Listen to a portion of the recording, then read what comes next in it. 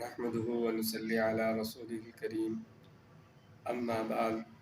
فأعوذ بالله من الشيطان الرجيم بسم الله الرحمن الرحيم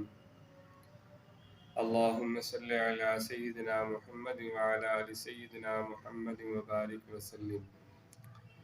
ماہ رمضان کے اختتام اور ماہ شوال کے شروع میں مسلمان ایک اہم عمل صدقۃ الفطر ادا کرتے ہیں جس کے متعدد فضائل ہیں۔ حدیث پاک کے اندر آیا، آپ علیہ الصلوۃ والسلام نے فرمایا،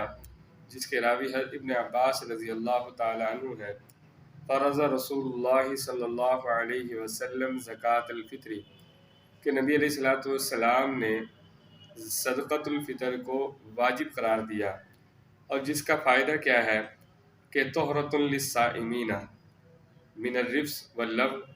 کہ جو روزے دار ہیں ان کے روزے کے اندر جو بھول چوک، جو کمی بیشی،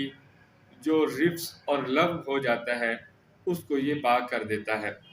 دوسرا فائدہ آپ علیہ السلام نے فرمایا طعمۃ للمساکین، کہ مساکین کے لیے کھانا ہے، کیونکہ عید کا جو تہوار ہے مسلمانوں کے لیے، اس میں جو ہے مسلمان جو ہیں اس پیسے سے اپنی عید کی خوشیاں لے سکتے ہیں۔ تیسرا فائدہ آپ علیہ السلام نے فرمایا من اداہا قبل الصلاۃ فہی زکوٰۃ، جس بندے نے اس کو ادا کیا نماز عید سے پہلے تو وہ اس وقت جو ہے یہ ایک مقبول صدقہ بنے گا،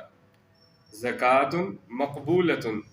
اور جس نے اس کو عید کی نماز سے بعد ادا کیا تو پھر یہ عام صدقات کی طرح من الصدقات عام صدقہ ہوگا۔ تو اس لیے جو ہے اس حدیث کے اندر آپ علیہ السلام نے دو فضائل اور اس کو عید سے پہلے ادا کرنے کی ترغیب دی، تو مسلمانوں کو چاہیے کہ صدقۃ الفطر جو ہے وہ نماز عید سے پہلے ادا کریں، کیونکہ نماز عید سے پہلے ادا کرنا صدقۃ الفطر مستحب ہے۔ وآخر دعوانا ان الحمد للہ رب العالمین۔